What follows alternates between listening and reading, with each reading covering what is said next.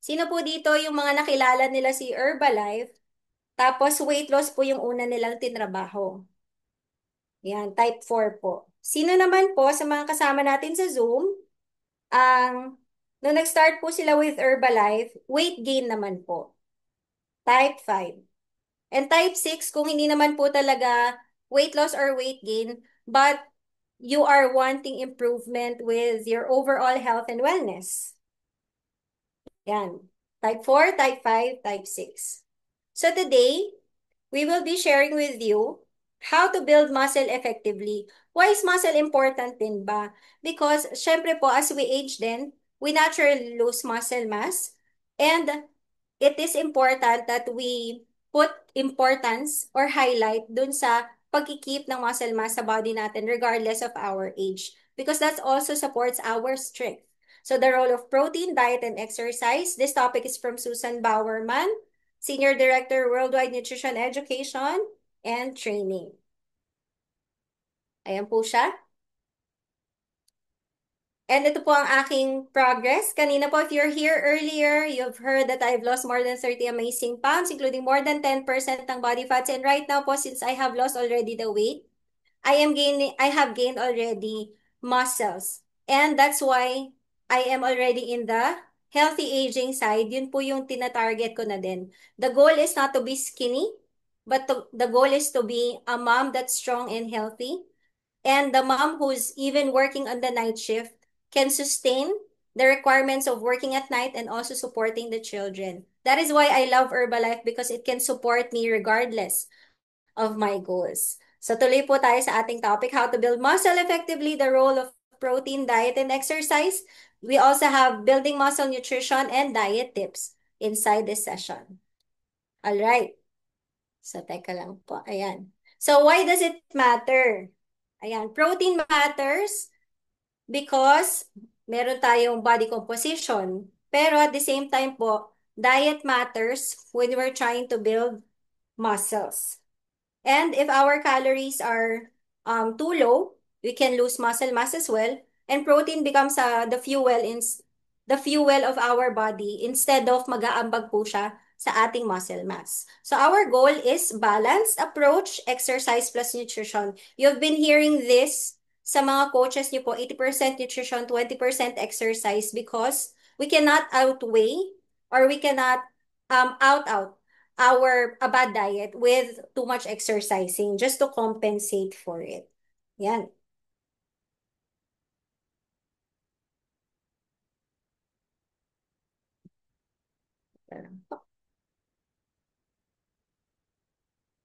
Ayan. So the bigger picture, what builds our muscle? So adequate protein can help us with having muscle mass, enough calories to fuel our activity. Kung narinig nyo rin po si Coach, merong calorie deficit na or may calorie budget, estimated calorie budget na binibigay sa inyo for the weight loss. So there should be enough calories to fuel the activity para din po hindi tayo nagmamuscle loss. And carbohydrates for recovery and energy. Hindi po it's a fuel that we need for our body. So hindi lamang po ito, hindi natin normally kinakatakutan po yung carbs in terms of like weight management. But created po ang carbohydrates for a reason. It fuels our body, especially for the activities that we're doing. However, nire-remind din po tayo to not overload ourselves with carbohydrates din if hindi naman po natin siya ma-expend or magagastos ba. It's like putting in so much tapos hindi naman po natin magagastos. So, technically, maganda may ipon, but for the body, makakaipon po tayo ng extra weight eventually. So, healthy fats for cell function. Meron pong importance din ang pagkakaroon ng healthy fats on the body. And of course, holistic diet equals better muscle growth. So tip number 1, fuel up with carbohydrates. So it's important because it's an energy source. It prevents protein breakdown for energy. And good sources are whole grains, beans, fruits, and vegetables. So many bodybuilders see carbs as an enemy, but then it can be a mistake as well. Pero let me remind you that highly refined carbohydrates and sweets are also carbohydrates, but they don't serve as well. It can be present in our diet, but if you're thinking to be healthier, like fitter, or if you want to build more muscle rather than accumulating fats, kailangan po nating ma-remember yung highly refined carbohydrates. The right carbohydrates help fuel our activity, including our working muscles. And next po tayo. Tip number 2, include healthy fats to support cell structure and long duration energy. So, sabi po dito, ayan, dietary fat is sometimes underappreciated by athletes or people. Like carbohydrates, fat may be undeserved, receive this undeserved reputation. Siyempre po, pag fats, sasabihin agad bawal, pero may healthy fats po kasing tinatawag. Small amounts of the right kinds are very important kasi po, nagko-contain po siya ng certain fatty acids na building blocks po of dietary fats na essential po sa ating body. So the fatty acids are vital structural component ng ating cell membrane, including the muscle cells. So, regulation and choosing what's best for our body. The life isn't perfect. We can be exposed to the ones that are not highly recommended. But it's important po na may awareness po tayo. So sources, nuts, seeds, avocado, olive oil, and fatty fish. Next, tip number 3, protein intake and timing. Ayan, so spread the protein intake throughout the day. Bedtime protein helps with repair overnight. Works with both strength training and diet. So, dun sa number 2, bedtime protein helps with repair overnight. It doesn't mean that right before you sleep, you're gonna get your protein-rich food. It's just also saying na also if you did some workout, it is important na makapag-load ka rin po ng protein para po overnight as you sleep, as you rest, as your muscle regains its strength or repairs, meron po siyang gagamiting food for it na makaka-help po dun sa repair and pag-build po niya. Okay? So sabi rin po dito, the process of muscle protein synthesis is stimulated by strength training activity as mentioned, but stimulated din po daw ito pag kumakain tayo ng protein. This is one reason why those looking to bulk up aim to spread their protein intake evenly over meals and snacks throughout the day. Para daw po, mas stimulate yung muscle protein synthesis. So yan, muscle protein synthesis is greater under these conditions than the typical na type daw po ng ginagawa natin na kain. Both plant-based and animal-based protein provide necessary building blocks dun po sa tinatawag na MPS. But different proteins are digested and absorbed in different rates. Like po ng dairy products daw po, as example dun sa reference natin, it contains whey and casein. Yung whey daw po, ang sabi dito, fast-acting protein siya, while casein takes longer for the body to process. This is the reason why many athletes or yung mga nag-exercise din po turn to dairy proteins, since they provide the sustained release of amino acids over a longer period of time, which they need for their current activity. However, animal proteins aren't necessary in order to build muscle. Careful planning and retention to total intake, and even the vegetarians po can use plant-based protein to support their muscle development. So ano pa? Ayan, fuel up with carbohydrates.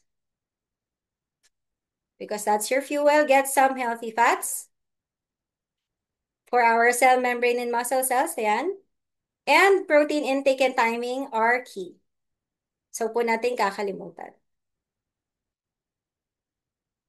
So, best practices. So, nag-share din po dito ng best practices. So, 3 meals daw po na protein snack, water before workout. Sa post-workout daw po, huwag nating magkalimutan mag-protein and mag-carbohydrates. And choose nutrient-dense food. Ang sabi rin po dito, ideal, you'll want to time your eating so that it works with your workout. And 3 regular meals and a couple of snacks, making sure that they are balanced with both carbohydrates and protein. And at the same time po, sinasabi rin dito na you can start your workout hydrated.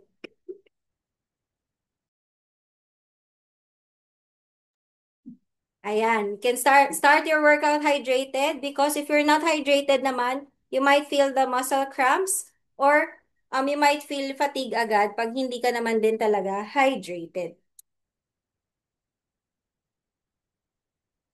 How to build muscle effectively, sample meal and snacks po natin. Ayan, pre-workout, yogurt and fruit, shake banana post-workout. Nandyan po pwede niyong screenshot if you want to have a visual reminder kung ano po yung pwede or kung ano po yung parang recommended ba. And here are some pictures that we can share as well. The pictures that we're sharing, hindi po yan black and white, na pag gusto niyo po mag-muscle building, dapat ayan lang talaga. But these are examples.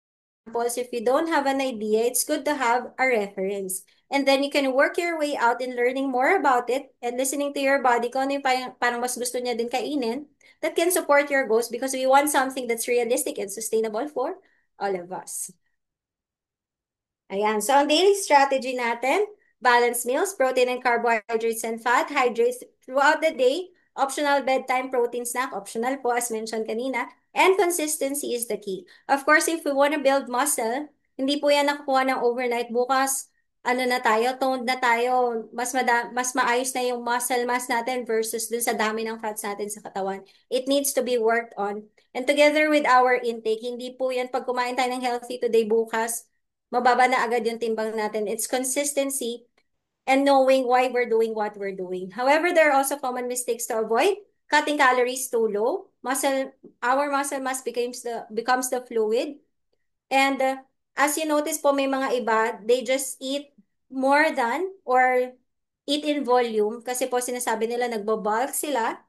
Ayan. However naman po, yun yung sagot dun sa cutting calories too low. However, pag naman po nag-surplus tayo ng intake natin ng calories, pwede nating ma-ignore yung intake natin ng carbohydrates and fat. So it can be leading up to the refined carbohydrates or dun sa fats na hindi recommended for a healthier lifestyle. That is why we load the extra calories and we load din yung mga hindi suggested or hindi recommended na carbs and fats for an overall health and wellness na goal natin. At the same time, there's poor protein timing. There can be times na we just eat whenever kasi sabi spread out daw, pero hindi siya sumasakto dun sa kung kailan siya kailangan literal ng muscle natin. And of course, choosing overly refined foods. The refined foods may calories din yan, essentially, may proteins din yan, carbohydrates and fat. However, pag overly refined, hindi rin po siya makakasuporta sa overall health and wellness natin. If you want to improve, we should be mindful din po. Again, nothing is perfect, but at least have more of the recommended than of yung hindi makakasupport dun sa goals natin. Next. Ayan, so may tanong lang din po ako. For the Virtual Nutrition Club joiners today, ayan, pwede po ba kayo mag-share ng current challenges nyo in terms of like, do you think you're losing protein? Do you think you're losing muscle? Bumaba naman po yung timbang nyo pero parang feeling nyo po you've lost the shape. Yung kumbaga mababa yung timbang pero you're too thin ba?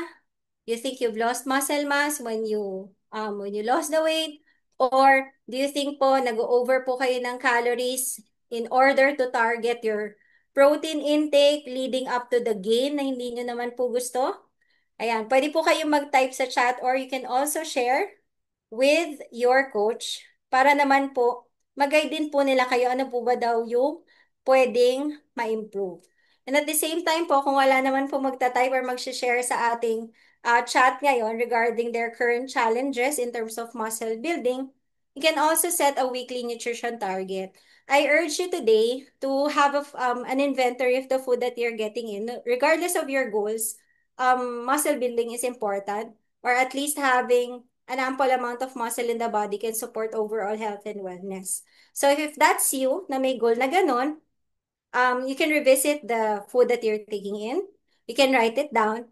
And then, base sa discussion natin ngayon na carbs, protein, or even healthy fats, ano doon yung points na pwedeng improve? so that when we go back to the next week, next Monday, or we go back to the Virtual Nutrition Club, meron tayong point of improvement for the next weeks. And at the same time, stress ko na rin of course na magpapasko na, maraming holiday, so maraming tendencies din na mapapasobra tayo ng this and that. So it's important na magkaroon tayo ng weekly nutrition goal and of course, track our progress. Ayan, so summary and takeaways. Muscle building is equal to protein, carbohydrates, and fats. So those are our macros. Calories matter.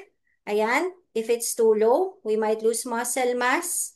If our protein is not enough, we might be doing um, strength training. We think it's enough, but hindi natin napapakain pabalik yung muscle natin. Hydration and timing help with recovery. And commit to one nutrition habit this week. Sa type 7 naman po, kung kayo ay magko-commit sa at least one nutrition habit this week in improving your current health and wellness. Kung hindi naman nyo po gustong mag-improve yung health and wellness nyo, no need to type. But if you're someone like me, for example, I do the night shift, I exercise as well, and I have a goal. I will type 6 to commit to one nutrition habit this week. Meron po bang makikitype sa akin dyan?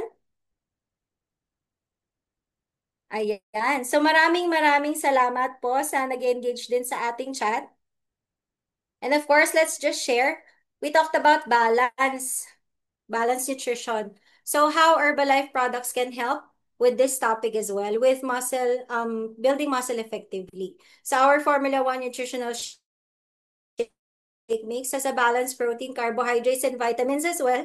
It's easy, it's convenient, and considered as meal po yan. But if you want to, you're leaning towards building muscle, yan po, pwede po yan sa atin. And base dun sa reference natin na link po or topic, nandun din yung balance approach daw po sa ating pagmamuscle gain. Yan, H24 Rebuild Strength is for post-workout blend and recovery. But for myself, I also add this kahit sa pre-workout ko. Kasi this has whey, sabi nga po, this is the fast-acting protein. So pwede ko rin po siyang ma-utilize during my exercise. Pero I also add that, I make sure to add that as well, post-workout ko po, for rebuilding my muscle. To know more about it, get in touch with your coach or the person who invited you here. Marami pong magagandang information pa about the shake and the rebuild strength. So malaking picture lamang. If you're trying to lose weight and preserving your muscle mass, na maganda yung pagkapayat mo, hindi ka nila aakusahan na nagkasakit ka. Ayan, magandang gumamit ng Herbalife Nutritional Shake Mix. 90 calories lang yan, pero it already is supplying you with 9 grams of protein. And of course, the antioxidant vitamins that's present na kailangan natin every single day. So bigger picture lamang po ng Rebuild Strength. 24 grams of protein. So dito naman, if you're trying to hit a certain grams of protein per day, at aware ka kung ano yon, 24 grams ito agad at 190 calories lang. So if you don't wanna eventually gain your weight kasi nakakapag-ipon ka ng excess calories, kaka-target mo ng protein mo, this is a smart way to hit your protein but at the same time be on track with your goals in terms of calories. Yan. So help support lean body mass. Ito naman po, if you want additional protein on your shake, pwede po ang personalized protein powder. 5 grams na po agad yung ambag niya sa protein natin, pero 20 calories lang po siya. Pwede rin po siyang ihalo sa ibang food natin as source of extra protein. And nandyan po yung key ingredients niya. And at the same time po, instead, for example, you don't want 2 servings of shake. You just want 5 grams of protein. So shake and then PPP. Yun po yan. Thank you. Next natin. Alright, so kung snack naman, paano na ayoko mag-shake, ayoko mag-rebuild. Pero gusto ko magkape, so high protein iced coffee, 80 calories lang po yan, 15 grams of protein na agad at zero sugar. Remember how we talked about refined carbohydrates and everything? There's a tendency po na pag nagsasnack tayo, we tend to eat breads, pastas, or whatever. Ito po, pwede ka magkape, pwede ka mabusog, at nakakapag-load ka na po ng 15 grams of protein at 80 calories lamang at zero sugar. Whey protein concentrate po ang nandyan. And if you are particular with the type of coffee, kilala mo yung mga beans. Ang sabi po dito, 100% Robusta Espresso coffee beans po ang gamit sa ating high protein iced coffee. All right. And with that said po, I just want to highlight as well that Herbalife has been recognized as a super brand in the Philippines. It assures consumers that we are availing a product that is excellent in its category. And let me remind you as well that there has been a news na may mga protein powders na hindi maganda yung content niya. So we go for a protein powder or a protein source that comes from a reputable company and that is known to be tested. And Herbalife was awarded super brands because it exhibits quality and excellence. And at the same time po, we are number one in the world in meal replacement protein supplements combine life, lifestyle and active nutrition. Ayan po yung mga seal of product quality natin. And I hope today, meron po kayo natutunan sa ating topic, how to build your muscle effectively, the, the importance of protein, diet, and exercise with our goals, regardless if it's weight loss, weight gain, or weight maintain. So this has been Coach Lori po for the special topic. Thank you for listening. And ayan, maraming salamat po. Tayo ay magko-congratulate